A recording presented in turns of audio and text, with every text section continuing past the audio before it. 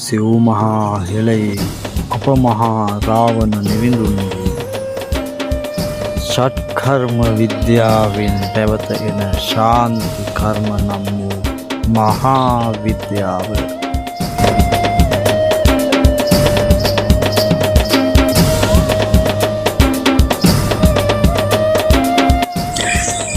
අපි කලින් වීඩියෝ එකේ කතා කළා රාවණතුමා විසින් ලෝකයට දායාද කර දුන් ෂට්කර්මයන් ගැන. මේ ෂට්කර්මයන් තුල පවතින ශාන්ති කර්මය කියන දේ ගැන තමයි අද මම ඔයාලට පහදා දෙන්න තීරණය කළේ. ශාන්ති කර්මය කියන දේත් රාවණතුමා විසින් කොටස් 12කට බෙදලා වෙන් කරලා තියෙනවා. කොටස් 12කට බෙදලා වෙන් කළා තමයි රාවණතුමා විසින් මේ ශාන්ති කර්මය කියන දේත් සමාජයට දීලා තියෙන උගන්වලා තියෙන ඒ අනුවෙන් වැඩපළ කරලා තියෙන්නේ. අපි අද ඉගෙන ගනිමු මේ ශාන්ති කර්ම 12 මොනවාද, මේ ශාන්ති කර්ම 12 කොහොමද කරලා තියෙන්නේ, කොහොමද කරන්නේ කියන එක ගැන. ශාන්ති කර්ම 12ක් ගැන මේ ශාන්ති කර්ම යටතේ පහදා දීලා තියෙනවා. පළවෙනි එක තමයි රෝග ශාන්ති. රෝග ශාන්තියෙන් කරන්නේ කායික රෝග සුව කිරීම කියන දේ. ඊළඟට තියෙන්නේ ග්‍රහ ශාන්තිය. ග්‍රහ ශාන්තියෙන් ග්‍රහ අපල දුරු කිරීම වැනි දේවල් සිදු කරනවා. ඊට පස්සේ තියෙන්නේ සාමාන්‍යයෙන් භූත ශාන්තිය. භූත ශාන්තිය තුළින් අමනුෂ්‍ය දෝෂ ඉවත් කිරීම ඒ වගේ දේවල් කරනවා. ඊට පස්සේ දේව ශාන්තිය. දේව ශාන්තිය තුළින් දෙවියන්ගේ ආශිර්වාදය ලබා ගැනීම වැනි දේවල් කරනවා. ඊට පස්සේ වාස්තු ශාන්තිය. වාස්තු ශාන්තිය තුළින් ගෙවල් දොරවල් වල දෝෂ හැරීම, ගෙවල් දොරවල් වල තියෙන යම්කිසි බලපෑම්, අමනුෂ්‍ය බලපෑම් මේ වගේ දේවල් අයින් කිරීම කියන දේවල් තමයි මේ වාස්තු ශාන්තිය තුළින් සිදු කරලා තියෙන්නේ. ඊට පස්සේ තියෙන්නේ භූමි ශාන්තිය. භූමි ශාන්තිය තුළින් ඉඩම් වල පවතින අහිතකර ශක්තියන් ඉවත් කිරීම. මේ වගේ දේවල්, ඒ කියන්නේ සාමාන්‍යයෙන් භූමිය ගත්තාම භූමිය කියන්නේ වෙනම දෙයක්. වාස්තුව කියන්නේ වෙනම දෙයක්. වාස්තුව සහ භූමිය කියන දේ දෙකක්. එතකොට වාස්තුවට වෙනම ශාන්තියක් සහ භූමියට වෙනම ශාන්ති කර්මයක් කරලා තියෙනවා. මේ දෙක වෙනම තමයි තිබලා තියෙන්නේ. ඒ වගේ ශාන්ති කර්ම තිබලා තියෙනවා. ඊට පස්සේ ගර්භ ශාන්තිය කියලා තවත් ශාන්ති කර්මයක් තිබලා තියෙනවා. ගර්භ ශාන්තිය තුළින් ගර්භණී මාතාවන්ට සහ දරුවන්ට කරන ආරක්ෂාවන්. ඒ කියන්නේ සාමාන්‍යයෙන් ගර්භණී කාලේ මව්වරුන්ට කරන ශාන්ති කර්ම, දරුවා ආරක්ෂා වීමට කරන ශාන්ති කර්ම, විස නැසීම පිණිස කරන ශාන්ති කර්ම, මේ වගේ ශාන්ති කර්මයන් ඇතුළත් වෙන්නේ මේ ගර්භ ශාන්තිය කියන ශාන්ති කර්මයේ යටතට. ඊට පස්සේ කරලා තියෙනවා විස ශාන්ති කියලා එක. විස ශාන්තිය තුළින් සාමාන්‍ය විස හරණය කිරීමක් තමයි කරලා තියෙන. සාමාන්‍ය සර්ප විස, නොයෙකුත් සත්තුන්ගේ දෂ්ටනය නිසා ඇතිවන විස, ඒ වගේ විස හරණයට විස ශාන්තියක් කියලා විස ශාන්ති කර්මයක් කරලා තියෙනවා. ඊට පස්සේ තියෙනවා දෘෂ්ටි ශාන්ති. දෘෂ්ටි ශාන්තිය තුළින් සාමාන්‍යයෙන් දෘෂ්ටි ශාන්තිය ගත්තාම ඇස්වා කටවා හෝවා වැනි දෝෂ ඉවත් කිරීම, ඒ වගේ දේවල් කරලා තියෙනවා. ඊට පස්සේ බන්ධන ශාන්තිය කියලා එකක් තියෙනවා. බන්ධන ශාන්තිය වලින් සාමාන්‍යයෙන් මන්ත්‍ර මගින් කර ඇති බන්ධන කපා දෙනවා. සාමාන්‍යයෙන් අපි දන්නවා සමාජයේ නොයෙකුත් යంత్ర මන්ත්‍ර දේවල් වලින් මිනිස්සුන්ට බන්ධන කරනවා, පෞල් වලට බන්ධන කරනවා, නොයෙකුත් බන්ධන වලින් මිනිස්සුන්ගේ ජීවිතය විනාශ කරනවා. ඒ වගේ දේවල් කරලා තියෙනවානේ. ඒ වගේ දේවල් බන්ධන ශාන්තිය කියන ශාන්ති කර්මයේ යටතේ කරලා තියෙන්නේ. ඒ වගේ යంత్ర මන්ත්‍ර වලින් කරලා තියෙන බන්ධන කපා ඉවත් කරලා ඒ තැනත්තාව සූපත් කිරීම, ඒ පුද්ගලයා සූපත් කිරීම හෝ ගමක් සූපත් කිරීම වෙන්න පුළුවන්. ඒ වගේ දේවල් තමයි බන්ධන ශාන්තියෙන් කරලා තියෙන්නේ. ඊට පස්සේ තියෙන ආයු ශාන්තිය.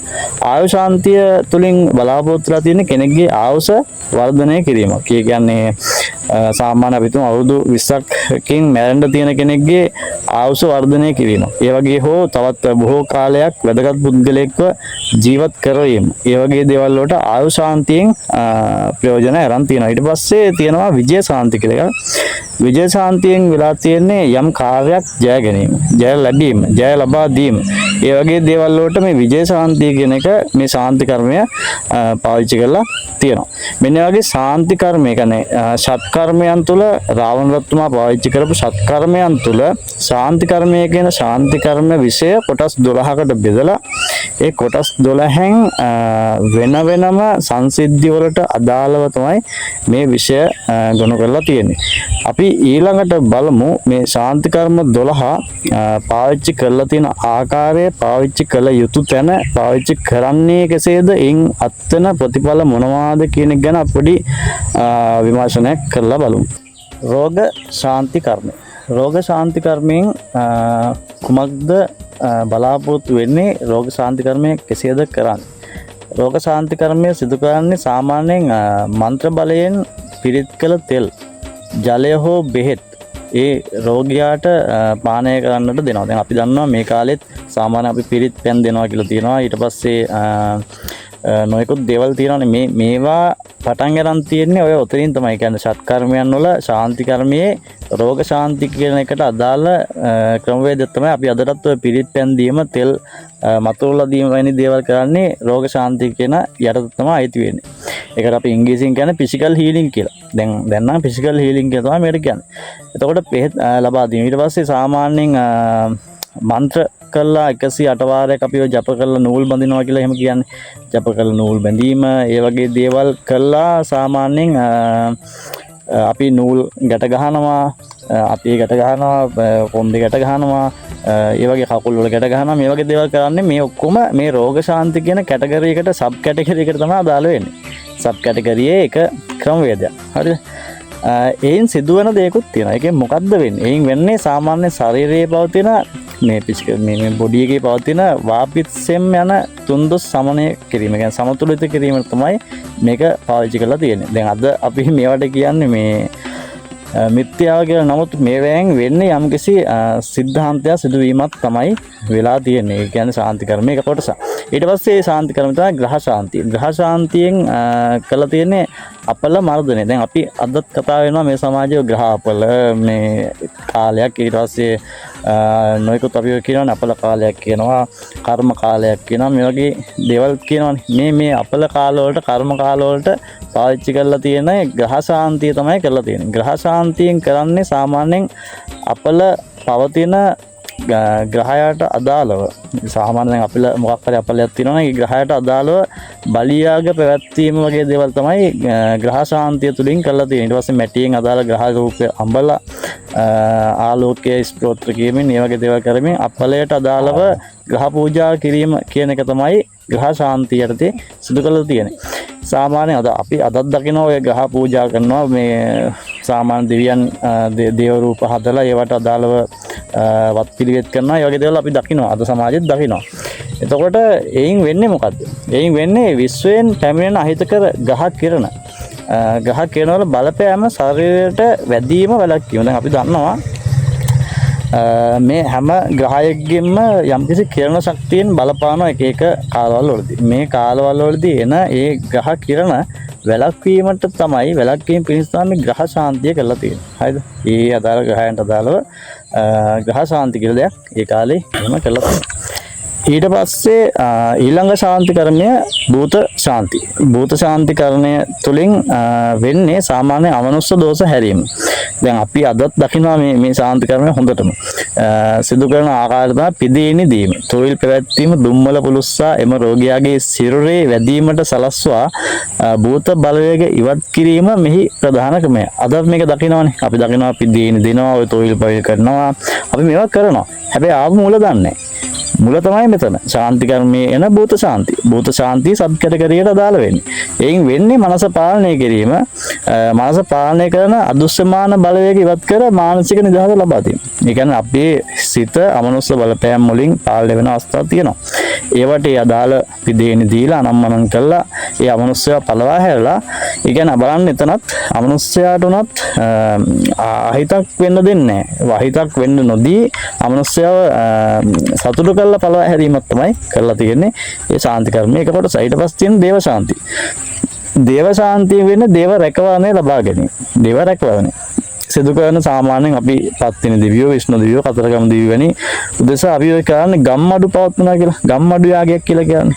මේ දැන් අපි කියනවා දැන් මේ කාලේ වඳුරු වසංගත, අලි වසංගත මේ වගේ වසංගත ගැන කියනවානේ. ඊට පස්සේ මිනිස්සුන්ට ධනිය නැහැ, සල්ලි නැහැ, නොයෙකුත් ප්‍රශ්න, ඊට පස්සේ භෝග වලට ප්‍රශ්න, කුඹුරු වලට ප්‍රශ්න, ඉතින් ගියාම හරියට දෙයක් ලබා ගන්න බෑ. ඒ වගේ දේවල් වලට මේ ගම්මඩු ශාන්ති කර්මය කියලා අපි කරනවා.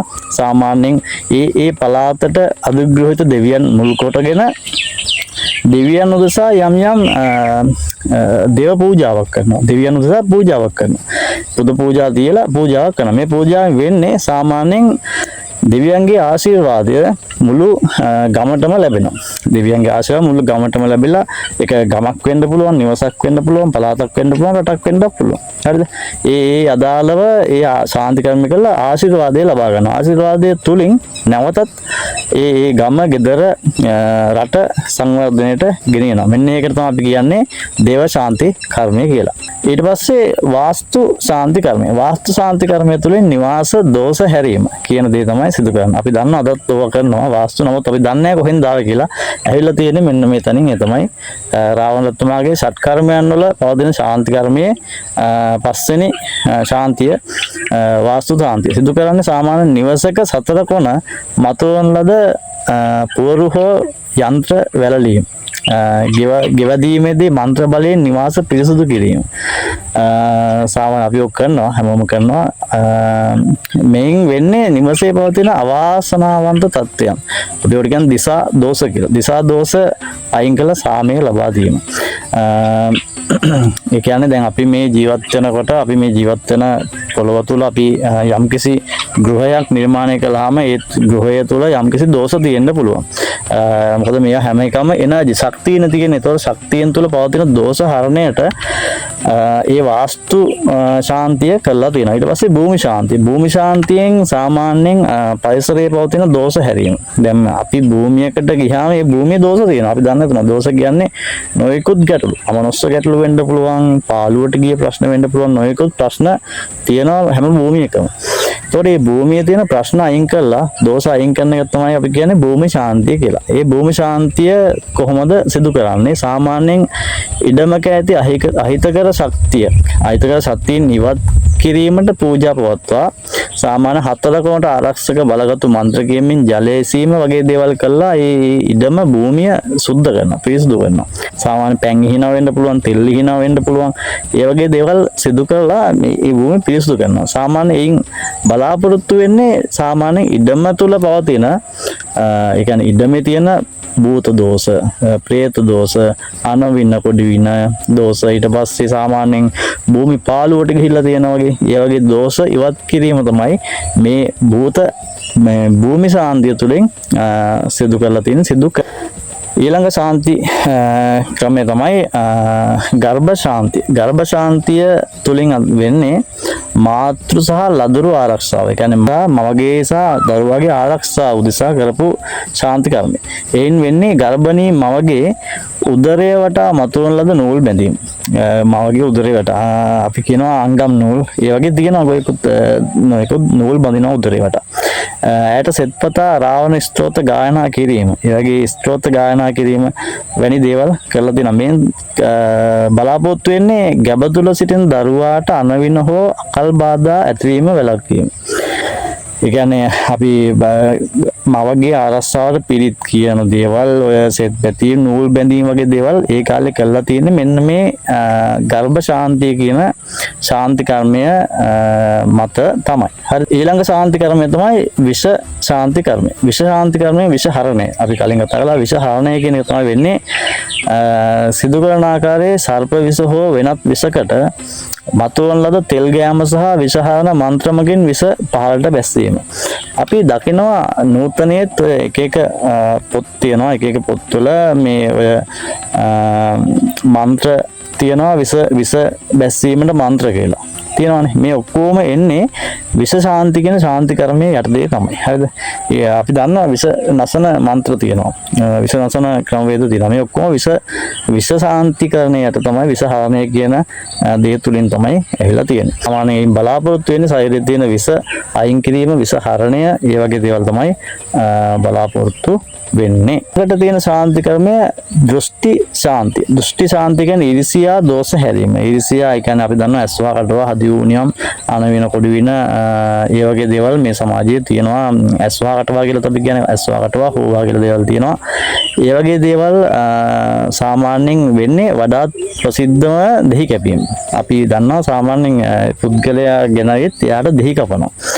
මේ ප්‍රධාන වෙන්නේ මන්ත්‍ර බලයෙන් ආරූඪ කළ දෙහි ගෙඩි හතුරකින් හෝ ගිරයකින් කපා ජලයට හෝ ගින්දරට දැමීම. ඒ දෙහි කැපීම තුළින් වෙන්නෙම ඇඟේ ඇස්වා කටවා දියුණියම් මේ වගේ දේවල් අයින් කිරීමට තමයි දෝෂ නැසීමට තමයි වැඩිම කරන දෘෂ්ටි ශාන්ති කර්මයෙන් කරලා තියෙන්නේ. එයින් වෙන්නේ සාමාන්‍ය ඇස්වා කටවා හෝහා වැනි මානසික තරංග මගින් සිදුවන හානි ඉවත් කිරීම. අපි දන්නවා කෙනෙක් යම් පුද්ගලයට නිතර ඉරිසියා කළොත් ඒ ඉරිසියාව තරංගයක් වශයෙන් හැවෙලේ පුද්ගලයාගේ ශරීරයට බැඳෙනවා. සාමාන්‍ය ඩාර්ක් එනර්ජියක් වශයෙන් බැඳිලා තියෙනවා. මෙන්න මේවා කපලා ඉවත් කිරීම තමයි අපි ඔය දෘෂ්ටි ශාන්තියෙන් කරලා තියෙන්නේ. ඊළඟ ශාන්ති කර්මය තමයි බන්ධන ශාන්ති. බන්ධන ශාන්තියෙන් කියන්නේ අනවින කපා හැරීම. සිදු කරන ආකාරයේ සාමාන්‍ය සතුරන් විසින් කරන ලද හෝනියන් හෝ බන්ධන කපා දැමීම, පිනුම් දීම හෝ යන්ත්‍ර කැපීම සිදු කරන. අපි දන්න ඔය පුහුල් කපනවා, මොනවද අපි කියන්නේ එක එක දේවල් කපනවා කියලා, අහු කපනවා, ඒ වගේ දේවල් තියෙන කපලා අයින් කරනවා කියලා. මේක එන්නේ ශාන්ති කර්මයේ බන්ධන ශාන්ති කර්මයේ යට තියෙන දෙයක්. එයින් වෙන්නේ තමන්ව අඩපණ කර ඇති සියලුම මන්ත්‍ර බලපෑම් අක්‍රිය කර නිදහස් වීම. සාමාන්‍යයෙන් තමන්ව දුර්වල කරලා තියෙනවා නම් යම්කිසි හිරයකින්, බන්ධනයකින්, දෝෂයකින් ඒක කපලා අයින් කරන්න පුළුවන්. අයින් කරන එක තමයි අපි ඒකට කියන්නේ බන්ධන ශාන්ති කර්මය කියලා. ඊළඟට තියෙන්නේ ආයු ශාන්ති කර්මය. ආයු ශාන්ති කර්මයේ සාමාන්‍ය අපේක්ෂාව තමයි දීර්ඝායුෂ ලැබීම. දීර්ඝායුෂ ලබා දීම. ඒකට ඒක රාවණතුමා කාලේ පාවිච්චි කරලා තියෙන්නේ මහා මෘත්‍යුංජය මන්ත්‍රය. මෘත්‍යුංජය කියන්නේ සිව දෙවියන්ගේ ලබාගත්තා වූ මන්ත්‍රයක්. එය විශේෂ යාග පැවැත්වීම හා ජීවක මන්ත්‍ර මගින් ප්‍රතිකාර කිරීම. ඒ කියන්නේ ඒ මන්ත්‍රය නිතරම පාවිච්චි කිරීම, ඒ වගේ දේවල් වලින් ආයුෂ වර්ධනය කිරීමට සහ අකල් මරණ, අකල් අනතුරු වලින් ගැලවීම වගේ දේවල් වලට තමයි ඒක පාවිච්චි කරලා තියෙන්නේ. ඊළඟට විජය ශාන්ති කර්මය. විජය ශාන්ති කර්මයෙන් සිදු කරන්නේ සාමාන්‍යයෙන් රජ කෙනෙක් යුද්ධයට යන්න පෙර, වැදගත් කටයුත්තක් කරන්න පෙර, වැදගත් කටයුත්තකට යන්නට පෙර ඒකෙන් ජයක් ලැබීම. ඒක සඵල කර ගැනීම කියන දේ වෙනුවෙන් කරන ශාන්ති කර්ම. අපි දන්නවා සාමාන්‍යයෙන් දුර්ගමනතුමා යුද්ධයට යන්න කලිනුත් නොයෙකුත් ශාන්ති කර්ම කළා. බුදුරජාණන් වහන්සේගේ ගුණ රන්පත්‍රයක ලියලා ඒ වගේ දේවල් කළා තියෙනවා. මේ වගේ ශාන්ති කර්ම කරනවා යුද්ධයකට යන්නට පෙර. මේක එදා ඉඳන්ම එන ක්‍රමයක්. මේ එදා ඉඳන්ම එන ක්‍රමයේ කොහෙද කියලා හෙව්වාම එන්නේ මේ රාවණතුමාගේ ෂට්කර්මයන් තුල පවතින ශාන්ති කර්මයේ 12 වෙනි ශාන්ති කර්මයේ විජය ශාන්ති කියන කොටසින් තමයි එන්නේ ශාන්ති කර්මයෙන් එන්නේ. ඒත් අපි අදටත් දකිනවා ඉන්දියාවෙත් මේ දේවල් කරනවා. නේද? මේ ශාන්ති කර්මය කරන සාමාන්‍ය යුද්ධයකට යන්න කලින් නොයෙකුත් ග්‍රහ පූජා අනම්මනම් කරලා බලි පූජා කරලා ගොඩාක් දේවල් කරලා තමයි දෙයකට යන්නේ. ඉතින් අපි අදත් සාමාන්‍යයෙන් තියෙනවානේ ඔය වතුර වීදුරුවකට සුදු මලක් දාලා පැන් එක බීලා තමයි යන්නේ. ඒ වගේ දේවල් අපි නොයෙකුත් දේවල් කරනවා. ඒ ඔක්කොම එන්නේ මේ විජය ශාන්ති කියන සබ් කැටගරිය තුලින් තමයි. ඉතින් මෙන්න මේ වගේ ශාන්ති කර්මය කියන විෂය හරි ගැඹුරු, හරි පුළුල් විෂයක්. අද අපි රාවණතුමා නැහැ, රාවණ ඉතිහාසයක් කියලා ගන්නෑ, සිංහල මිනිස්සු කියලා ඇති දෙයක් නැහැ, කිසි දෙයක් වැඩකුත් ඇති නැති, වැඩකට නැති, කිසිම හරයක් නැති කොටසක් කියලා කියනවා. හැබැයි ඒ දේවල්ම කර ඒ දේවල්ම පස්සේ යමින් මේ ඒවා කරම නිග්‍රහ කරනවා. කමන්නේ නිග්‍රහ කරනවා. හැබැයි හැම දෙයකම ඉතිහාසයක් තියෙනවා. ඉතිහාසය හරියට හොයන්න. ඉතිහාසය හරියට ගවේෂණය කළාම තමයි ඉතිහාසයේ තියෙන දේවල් අපිට හරියටම ලැබෙන්නේ. එහෙම නැතුව අපිට හරියටම මේ දේවල් අහුවෙන්නේ අපි නිකන් අර කවුරු හරි දෙයක් කියපු එකක් ඔහි මේ බලාගෙන ඒක මත ඉන්නවට වැඩිය මේ සමාජයේ සිදු වෙන සමාජය තුළ පවතින දෙයක් තියෙනවා. මේ පවතින දේවල් අපි හරියට අධීක්ෂණය කරන්න ඒවා කොහෙන්ද ආවේ? කොහෙද මුල මැද අග හරියට හොයන්න ඕනේ. හෙව්වහන් ඔයාලට හම්බෙනවා. ඒ නිසා රාවණ රජතුමා හිටියද නැද්ද කියන එකට වැඩිය ඒ තියෙන දේවල් හරියට හොයන්න. එතකොට ඔබට හම්බෙයි ඔබ හිතනවට වැඩිය ගැඹුරු ඉතිහාසයක්, ගැඹුරු කතාවක් අපේ තුල තියෙනවා. අපේ ඉතිහාසයේ තියෙනවා. එතකොට මේ ඉතිහාසය වහලා බොරු සමාජගත කරලා බොරු පරිණාමවාදයන් බොරු අනම්මන අධ්‍යාපන රටාවල් හදලා මිනිස්සුන්ගේ පොඳුනහාටය කල්ලා මේ දේවල් බොරුවක් කළාට නමුත් බලන්න මේ දේවල් තුලින් නෙමෙයිද සමාජය අදටත් පවතින්නේ. මේ දේවල් තුලින්ම සමාජය අදටත් පවතින්නේ. මහා බලවත් කියන හැම රටකම ගැඹුරට ගිහිල්ලා බැලුවොත් ඇත්තටම පවතින්නේ එදා අපේ සිංහල මිනිස්සු පාවිච්චි කරපු දේවල්ම තමයි. හරිද? ඒ නිසා අපි අපේ අතීතය හරියට ගවේෂණය කරලා අපි මේ දේවල් අපේ ජීවිතයට හරියට අරගෙන අපි පුළුවන් තරම් මේ අපේ රටට යමක් කරන්නට පෙළඹෙමු පුළුවන් තරම්. එතකොට මේ රටට වරදක් වෙන්නේ නැහැ කවදාවත්. දිව්‍යයන්ගේ ආශිර්වාදය අපිට ලැබෙයි. අපි පුළුවන් තරම් අතීතයේ අපෙන් ගිලිහි ගිය දේවල්, ගිලිහි ගිය වත්පිළිවෙත් නැවත අපි කිරීමට පටන් ගන්න ඕන. පටන් අරගෙන ඒවා සමාජගත කරන්න ඕන. සමාජගත කළා අපි ඒ දේවල් වලට පුරුදු වෙලා අපි මේ දේවල් තුලින් මේ රටට ආශිර්වාදයේ සෙත ලබා ගැනීමට ලබා දීමට අපි උත්සුක වෙන්න ඕනේ. වුණොත් අපේ රටට අවඩක් වෙන්නේ නැති වෙයි. ඉතින් තවත් දේවල් තියෙනවා. අපි අද කතා කළේ ශාන්ති කර්මය ගැන විතරයි. තවත් කැටගරි ගොඩක් තියෙනවා. මම මේ සියල්ලම ඔබට අනිවාර්යයෙන්ම ඉදිරියට ගෙනෙනවා. එතෙක් ඔබට තෙරුවන් සරණයි, සම්මා සම්බුදු සරණයි. ඒ වගේම මහා රාවණ රජතුමාගේ පිහිටයි ආරක්ෂාවයි කියලා ප්‍රාර්ථනා කරනවා.